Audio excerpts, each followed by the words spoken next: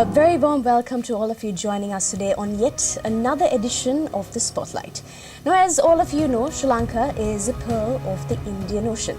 Due to our strategic and geographical positioning as an island nation in the Indian Ocean, it is imperative that our maritime borders are secure for our people and for the betterment of our country. Now, this is where, dear viewers, the Sri Lanka Navy steps in to protect our nation. The Sri Lanka Navy is the maritime defence force of Sri Lanka, responsible for safeguarding the nation's territorial waters and maintaining maritime security. So today we have with us, and I have the honour of having an exclusive discussion with Commander of the Sri Lanka Navy, Vice Admiral Priyantha Perera. Thank you, Commander, for joining us today. Amidst your very busy schedule, thank you for speaking to us today. Thank you very much for the invitation. Thrilled to be invited, in fact. Definitely, Commander. Now, 73 years of glorious service, the Sri Lanka Navy, providing security to our country, to our borders, and even to the people. Let's talk about the role of the Sri Lanka Navy, Commander, and how you all ensure national security to our people and to our country. Yes, your entry, you mentioned that the Sri Lanka Navy is the one that is responsible for safeguarding its territorial waters. We are far beyond the territorial waters. Territorial waters is actually the first 12 nautical miles from our baseline. Then we have 200 nautical miles of exclusive economic zone. Beyond that, including the exclusive economic zone is high sea. So in 12 nautical miles of territorial sea, we have the total sovereignty. And as a coastal state, in the exclusive economic zone, we have certain jurisdiction. So answering your question is, we are responsible, the Navy is the first line of defense in this country. So any threat that emanating from the sea to our nation, we need to deal with that. So the national security comes first, in that we have to protect and preserve much of our national interest. That is to say that it is not that threats coming from outside. Of course, Sri Lanka's foreign policy is friendly to all. We don't see such foreign threats, but the possibility exists of non-state actors as well, as it is experienced in some other countries. So, and then we had our protracted conflict over 30 years that the Navy fought against the Sea Tigers, which is the maritime arm of the LTTE terrorist. So anything that comes that, but then again, I mentioned about the exclusive economic zone, the protection, the resource protection. This all comes as the protection of our national interest. And then we are also, now that is primarily the national security, but then we play a diplomatic role as well. The navies around the world, the port calls that they do to other countries are more often goodwill visits.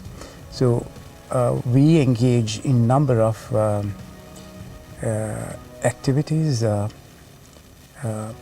just sailing our ships into regional ports, but also engaging with them, building the connectivity and building the capacity for collaborative engagement. And of course, there are a lot of combined exercises that we engage with other navies, let it be Indian Navy, Pakistan, Bangladesh, other foreign navies, there are many occasions that exercises are conducted here in Sri Lanka. In each of these exercises, what is happening is that we build up the capacity and then the competencies of collaborative capabilities. So the challenges that are there at sea is not only one singular force to deal with. Sometimes in certain areas there need the combined and collaborative efforts, so that understanding, the capacity building, and then ability to operate together is very much important. That's what these training together builds. But if you look at we were very successful, I would say, champions in littoral warfare, defeating maritime terrorism when it comes to. But 2009 onward, we went further. We became Blue Water Navy, so that exclusive economic zone, high seas and beyond. Right now we are a regionally operating navy. Now that competency came from engaging with this, so that the diplomatic role. And then of course there is the constabulary and a benign task as well. So we enforce law. Now within our territorials, as I said, that we exercise our total sovereignty in our territorial sea. That includes the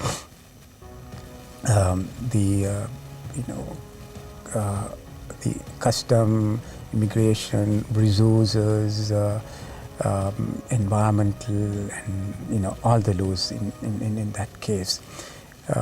And also, in that area, beyond the territorial sea, there is another 12 nautical miles we call that the contiguous zone. Okay. So that is, of course, more than we exercise.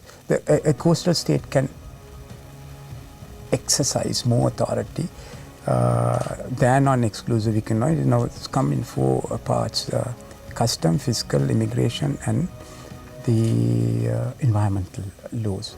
So there the Navy, by the Navy Act and by the acts of some other organization, for example, custom and immigration, we are empowered to exercise those acts. But along with us is the Sri Lanka Coast Guard. So the Coast Guard is also, the Coast Guard Act itself empowers them to enforce laws. So we deal with that. And then the benign is there are a number of others. For example, along with the other sister services and then the police, we engage in support of providing aid to civil power. And then often in this country, it's a common thing every year.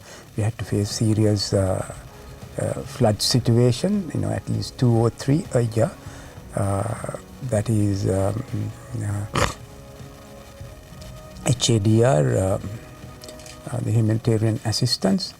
We are capable, more on waters. And then supporting in various other work. We are very much passionate in maritime environmental preservation. Probably you have heard that we take a keen interest in replanting corals on the reefs of this country, and then the replanting and looking after mangroves around the coast. There are 7 areas the naval commands in this country. Each command, they are engaging in this. And you heard, the disasters that they faced, the maritime incidents, Express Pearl, Blue Diamond, these disasters. We are the respondents. because no other capacity available. Sometimes because of that, the diplomatic role that we play, we have the connectivity about direct engaging with the hierarchies of the other navies. For example, it's the Indian Navy, if necessary the US, whatever, to request assistance. In each of these occasions it was displayed because the Indian Navy and the Coast Guard came into our assistance in dealing with fire, all these things. And one of the important aspects is where we, the Navy, is a key stakeholder in hydrography and chart making. The Act came this year, promulgated. So the National Hydrography Office is now coming to being, and that Navy is a key stakeholder. So we have the capacity, we have resources, we will have to have more capacity building in that aspect, and number of sea charts that we need to update or do, which will also assure considerable foreign income come to the country. So I think in a nutshell I gave a very brief introduction. It goes much more, it goes beyond than just the maritime security of Navy, because even during the examinations during school, you were mentioning floods. We saw how the Navy stepped in, taking children to school, taking patients to the hospital. It was beyond amazing. My next question to you, Commander, is how do you view the current threat to the environment in your areas of purview, and what are the evolving challenges in the horizon? That's, I think, at tandem, continuation of the previous answer. But maybe you could elaborate, Commander, on some of the challenges that we see. Yes. So, see, you mentioned our strategic location in the Indian Ocean. The Indo-Pacific, as some call, when it comes to strategic interest, there are many nations that has interest in this country. If you remember, the Indian Ocean is considered a zone of peace, which Mrs. Bandaranaike brought it up, and the UN General Assembly accepted it.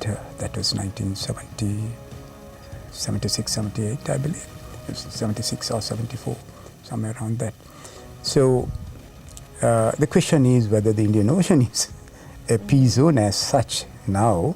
So the freedom of navigation and security for merchant marine, the shipping, is very much important, because if the maritime shipping get hampered, the global economy will come down, it will come collapsing down. So to Sri Lanka, ports are very important, because facilitation for shipping through ports is one of our major economic activity. So it was, historically, if you look, it was what, during the kingdoms, Anuradhapura, Polonnaruwa, Kandyan, where the kings earned their income through facilitation, the connectivity was passing Sri Lanka. It's valid to date. So we have to ensure that, there are, in average, 30,000 passes of ships passing very close to the southern part of it, because the thick east-west maritime lane, shipping lane, passes close to us. So we are responsible, because it is in our territorial sea, in our waters, ensure that the security. At the same time, as I was saying, this expose us to certain other dangers, as the fire that occurred off Colombo, the Express Pearl. So vulnerable to certain damages as well. So those are challenges. But apart from that, I mean, you mentioned about the environmental as well. In this case, such maritime incidents will bring colossal damages to our coastline. The particular accident that I mentioned earlier, you remember, along the western coast, the damage that occurred, it's not just simply affected on the livelihood of fishermen, but total destruction of the seabed. It takes years to rebuild. Then there is also the poaching that is happening, the illegal, we call IUU is illegal, unregulated, uncontrolled, unreported fishing. It's not just the outsiders. Considerable illegal fishing is engaged by our own fishermen. So the Coast Guard and the Navy need to look at, because the Fisheries Department has no arm to enforce. And then in the northern waters we have the poaching, the IUU come from India. So we had to address that. But the most dangerous, damaging to our nation is the trafficking of narcotics into this country. I mean, every month you get to hear news how effective the Navy has been, seizing and arresting these traffickers at sea. It's not an easy task. It's not just patrolling out and sea and capturing, because if you blindly deploy a vessel, practically impossible, but you have to pursue after information and build up into intelligence, and then deploy, go after networks, sophisticated sophisticated number of activities that you have to be successful in that. Probably we can come back again onto those questions, the areas that I mentioned. And then there is also illegal maritime departures, the illegal migration, more often exits out of this country, I would say. Illegal maritime departures for various reasons, and there were times that it has peaked up, but it's been largely controlled now because of our the robust actions. So these are the challenges that we see, but we have our international obligations as well. Now to the international, we are responsible about some 700 nautical miles south of Sri Lanka as the Sri Lanka's search and rescue region. So any accidents to vessel, even person being overboard, these things are quite I wouldn't say normal, but it's happening quite often. So it's not that we send somebody or some vessels to rescue, but we have to coordinate the rescue, coordinating through other vessels that are passed by. So huge challenge, and to all that we need to have a good picture of these waters, what is happening. Technically we call it the marine domain awareness. These are the challenges that we have. Thank you, Commander, for those remarks. You mentioned that was actually my next question for you, so I would like to get us into that topic, the importance of the drug menace and the narcotics. The Sri Lanka Navy is playing a huge role in eradicating this for the betterment of our country. Commander, let's talk more about this. I think this is a matter of concern, but the Sri Lanka Navy is doing its absolute best. We see every day that the Navy is stepping in and controlling the narcotic scene. What are your thoughts, Commander? The trafficking into the country, I believe, quite excessive. And these originates from most when it comes to heroin and amphetamines, ice as we call it, often come from Makran Coast. Makran Coast is west of the Balochistan, this coastline between the West Pakistan coastline up to the Iranian border. So the African drugs origin from there. It's been delivered into mostly to Iranian vessels, fishing vessels. I'm not saying all. Yes. There is the number of vessels that are engaging in this nefarious activity, and then these deliveries go along the east coast of Africa, delivering to those coastal states, the Madagascar, all the way down to South Africa, and then the Mid-Indian Ocean. It comes down to west of Maldives. Presently, the transactions take place in those waters. When whatever that is coming to Sri Lanka, mostly taking place in the western west of Maldives. Beyond the Maldivian east. So I'm talking about if you look at some 1,500 nautical miles. That is to say about 1,800, 1,900 kilometers from Sri Lanka.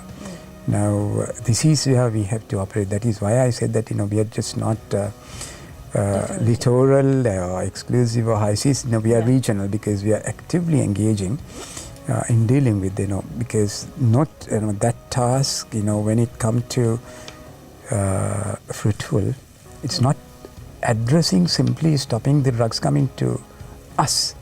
It's an international obligation and to prevent this kind of activities in high seas. So every time when we are successful, you get to hear some 250 kilos, 300 plus. These are the volumes that comes. And it's not small amounts. It's not small amount. Yeah. And the addicts in this country probably about 180,000 plus, but there are frequent users, not addicts. One wonders actually when you are looking at these volumes, where it goes, because the Navy and the other agencies is not 100% successful in stopping this. It's practically impossible. When you study about this, even world over, say the South American trafficking to North America, what has been arrested with all the assets deployed, maybe about 20%, 25%. So I would say, what we are stopping at sea is also around that. So others somehow probably get in. And so a question of where all these drugs are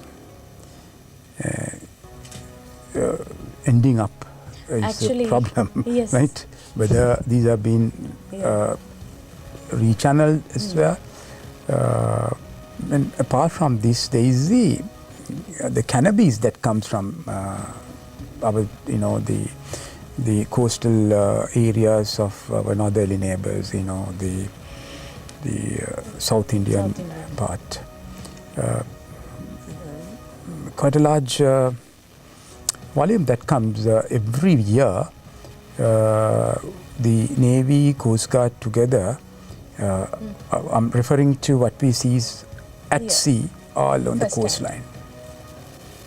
Over 4,500 to 5,000. There were years that it reached 6,000 to 7,000.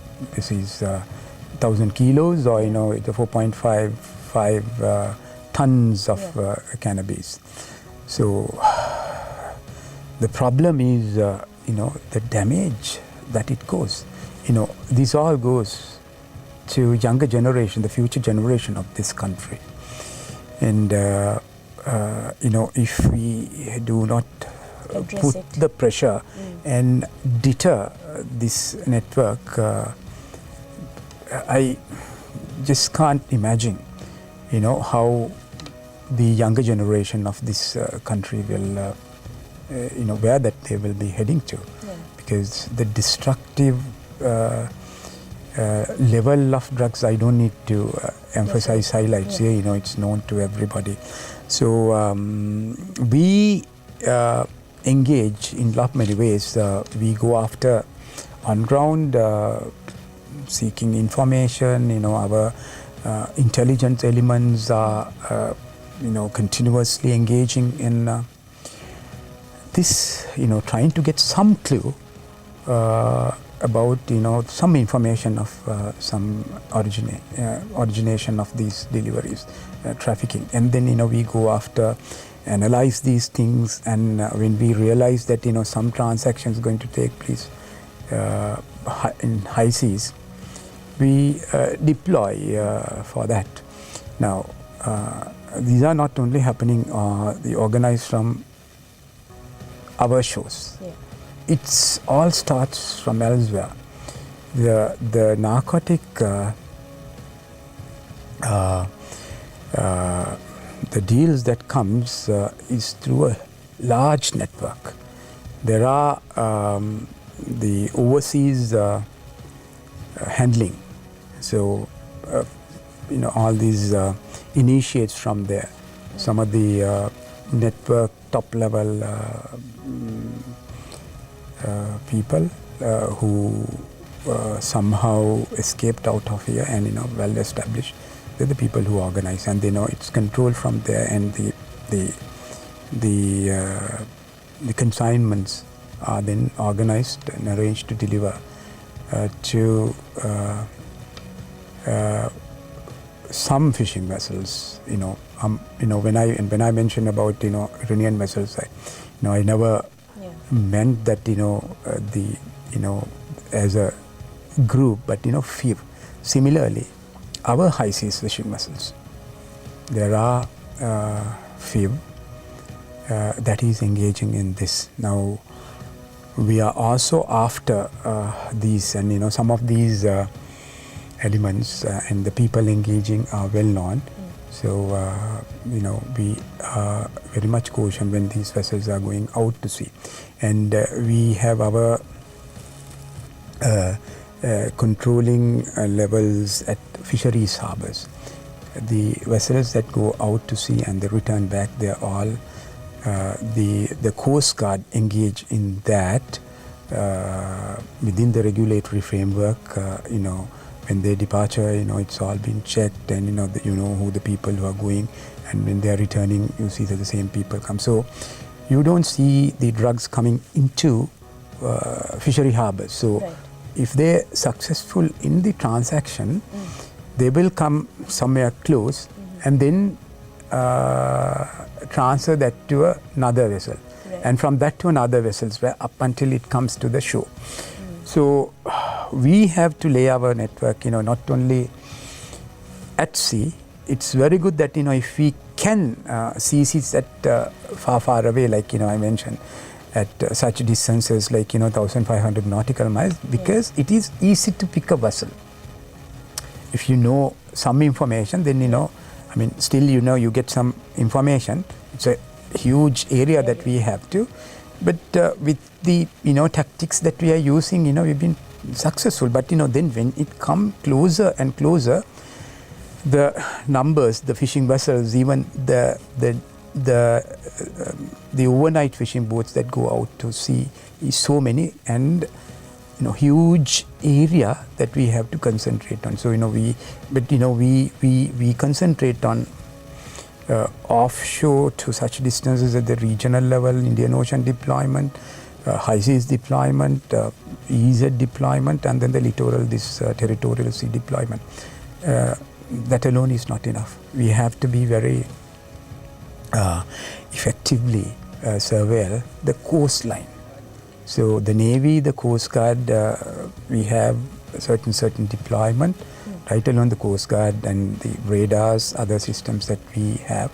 We monitor what comes in and what goes out. You know, very much a technical level when it comes to. Yes. But you know, we are doing good, but you know, not enough.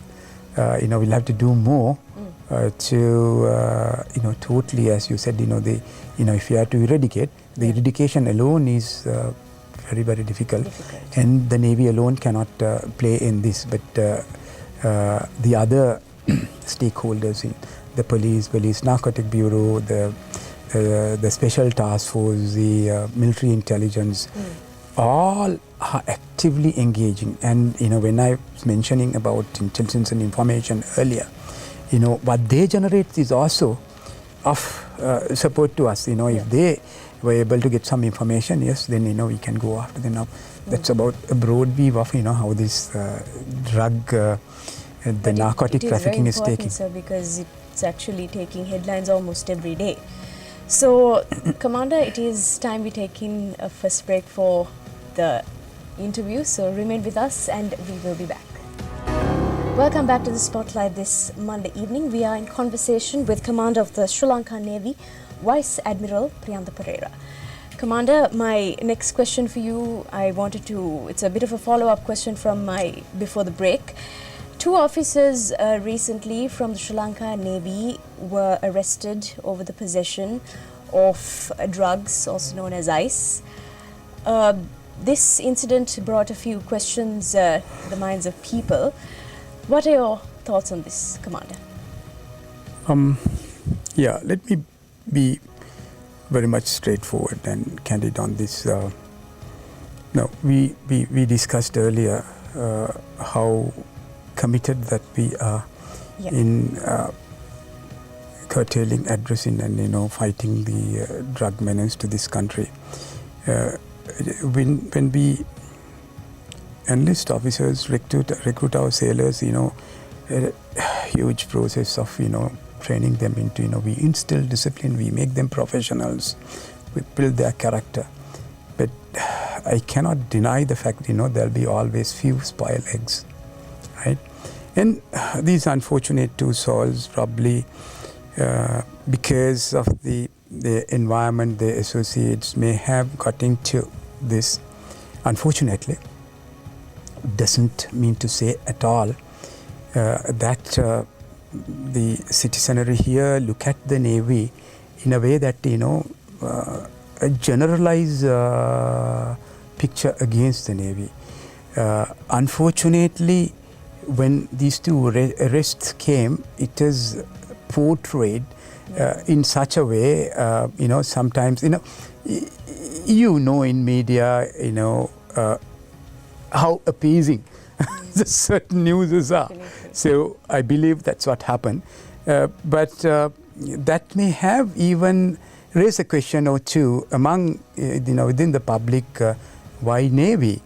But as I said, like, you know, we cannot help, you know, few of, you know, this kind of people. I mean, this is not the only case. Even before, there was a case about 3 of naval personnel involved in. But in our minds, in the Ministry of Defence minds and the Command-in-Chief's minds, it is very clear how we deal with them. The discipline in forces is 100%. And the previous case that I mentioned, through a very transparent actions, we immediately took action, the disciplinary action. Those people were dishonorably discharged out of the Navy. Right. You know, they're not entitled for pension, even, you know, when such a measure taken. So that's the way that we deals with. So the case is an open case now. You know, police has considerable credible evidence against these. But the Sri Lanka Navy has sort of taken action. We will, and right now these officers are temporary place suspended, I would say. But we will also observe the progress, the legal progress. But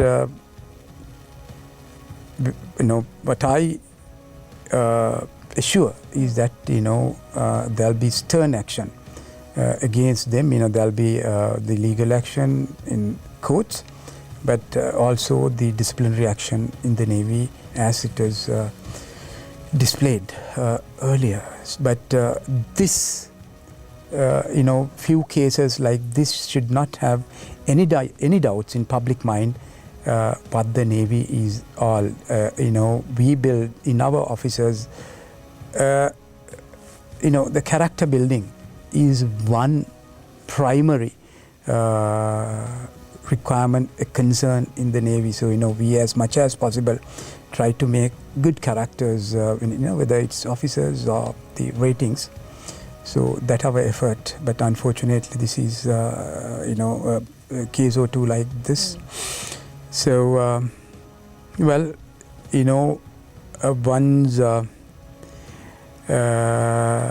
credibility and then the loyalty sometimes, open to, I would say, if one goes on, the nefarious lines, that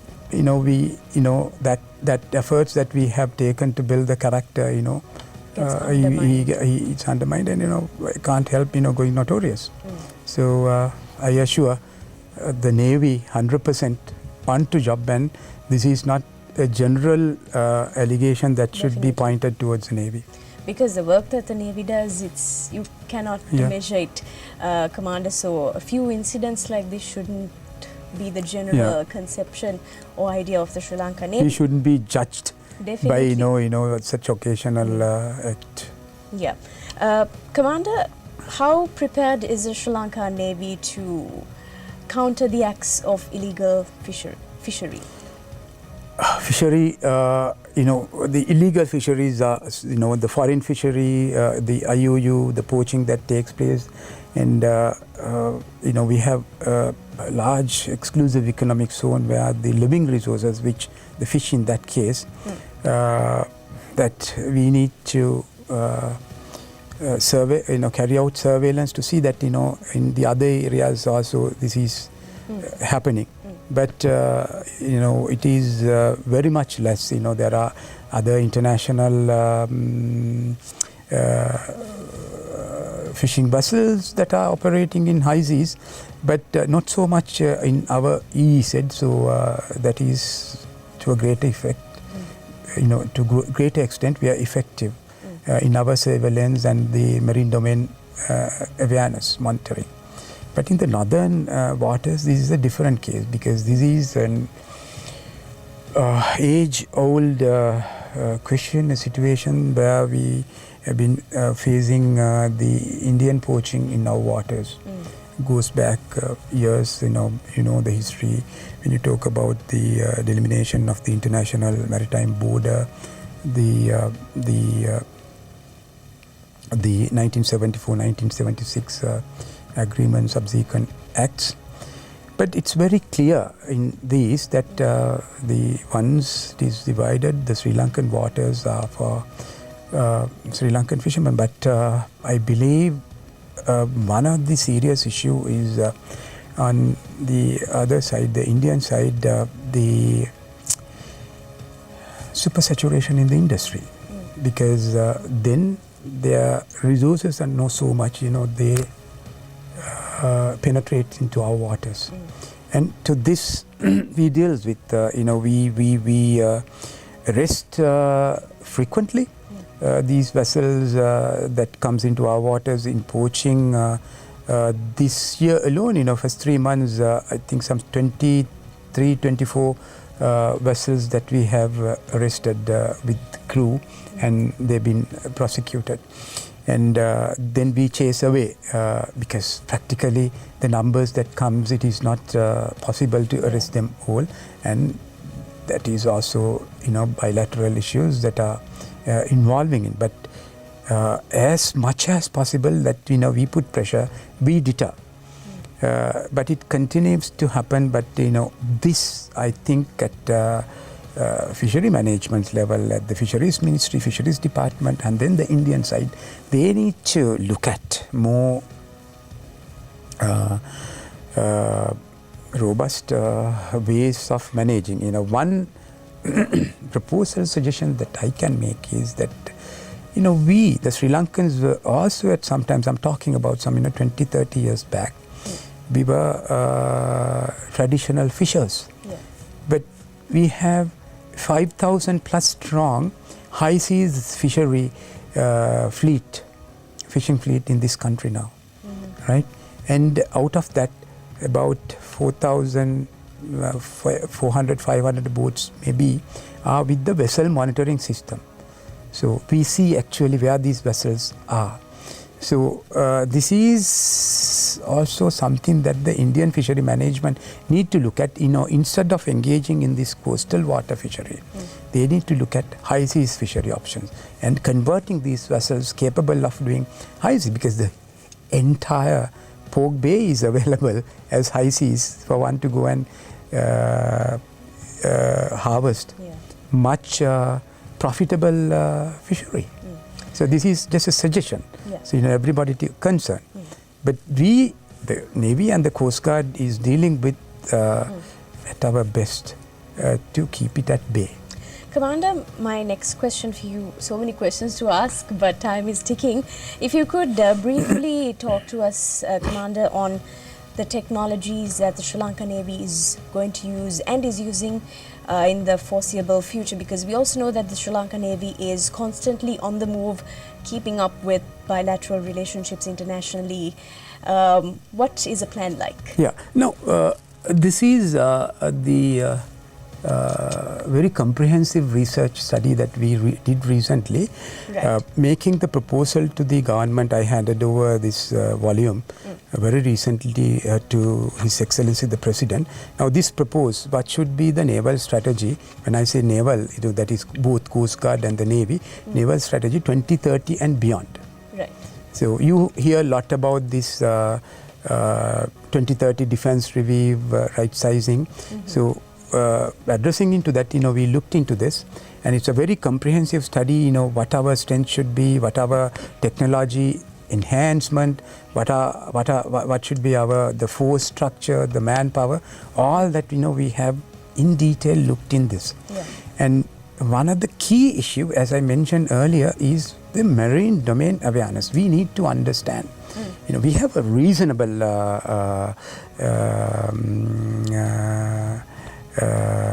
sea surveillance system, marine domain awareness system. We get a very good picture of all the vessels that are plying by our waters. And as I said, the entire high seas fishery, most of which carries the vessel monitoring system, is in the picture. Even one of our fishing vessels go into the Indian Ocean and the African coast, right? Even in the case that our fishery vessels are engaging in IUU, in anyone else's, in some other countries' exclusive economic zone, we can monitor that. So this is a huge picture. But there are very sophisticated systems that are there. We need to improve more to see that, beyond the white ships, which are, white ships are, which is indicating itself, the automatic indicator system, a system that vessels of a size more than 500 GT need to carry. So that picture we get. But then these are white ships. There are dark ships, which are not emitting, and these are the vessels that are problem, because you don't get to see. So we need to improve our this more technology coming in, like satellite pictures, in engaging with the other countries in this, so that we build up a very good marine domain awareness system. Our radar system, the capacity to find vessels beyond or up to at least 200 nautical miles, and supported by these elements. So once we have that, we will have a very good picture. And so that, we can execute our deployment plan to address those issues that, if we find, if anything suspicious going on. But as I mentioned, then alone the coastline, because the manpower alone is not sufficient. So the technological enhancement in this that we have looked into. So the mechanization and then the automation is something that we need to look at in the beach patrols, engaging the mechanized means, and also the engaging the drones and similar arrangements. But that not alone is sufficient. The Air Force has a key role to play. They are the long-range maritime patrol, which the Air Force is now deploying. They will have to build up more capacity in that, so that they can go more than 200 nautical miles off our coast and keep this. This is the level of the enhancement, technological enhancement in our marine domain awareness. And of course that, we have projected how our fleet should be up to 2040. So the making our fleet capable of engaging at high seas deployment, and proposing more vessels. And we also need to have the underwater picture. See, submarines are a deterrent that a country has to put against someone else. Yeah. So when submarines are around, the nations are little concern, has little concern. So without the underwater picture, you don't get to see this. So the anti-submarine warfare that we need to get, and I was mentioning earlier about this hydrography. So we have to have more hydrography, at least one for the moment, a hydrography survey vessel, so that we'll be able to meet these tasks of charting. This is simply a little the technical upgrading in the Navy that we are looking right now, and so it's all balanced at the end. Your budget, so the capital and then the recurrent budget, how to acquire these things. Yes. So we have done a nice proposal there. Definitely. So I hope that we will be able to put that into action. Yes. And make our naval forces more capable. Definitely. And more effective in the future. Commander, my final question for you is, the Sri Lanka Navy joined the Combined Maritime Forces initiative based out of Bahrain. This cooperation, what does it look like for Sri Lanka, if you could briefly talk to us about it? Yes, the Combined Maritime Force is not a strategic organization, It is, yes, initiated by United States of America. There are 41 other maritime nations, navies are involved in either members or as a partner. Sri Lanka too was invited at one time to become a partner.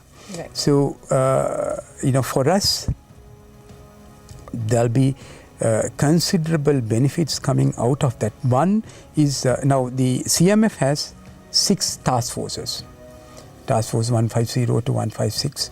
So that includes one task force engaging in training, 150, 151 about maritime security and the narcotic.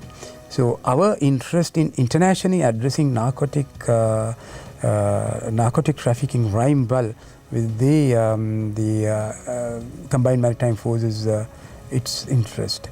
The reason why that at one point, you heard the news that, about 1.5 months ago, we deployed a vessel in the Arabian Sea in support of 150, in protecting the freedom of navigation and the security, maritime security at sea.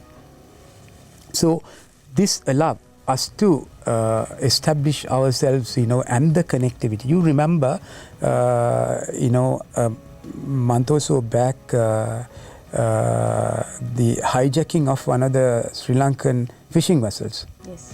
So advantage for us is this connectivity. being that maritime diplomacy, I was able to reach the Indian CNS, the Indian Navy commander, and the combined maritime force, and put everybody into alert. And we had our system of monitoring that. And when we see that it was heading towards Seychelles, it was only a matter of making a call to the Chief of Defence Staff of Seychelles, the Commander Michel. So he immediately deployed. There was a vessel that already out at sea to intercept this. Now, those are the benefits that we'll be able to get by engaging with them. And of course, because of our activities, our actions on this anti-narcotic, counter-narcotic operations, we are much recognized. That is why that a lot of assistance are coming towards this country to enhance the Navy's capacity and capability building. And the invitation to join the CMF also came because of the recognition to what we are doing. So that's basically, in nutshell, again, as I mentioned, about our involvement with CMF.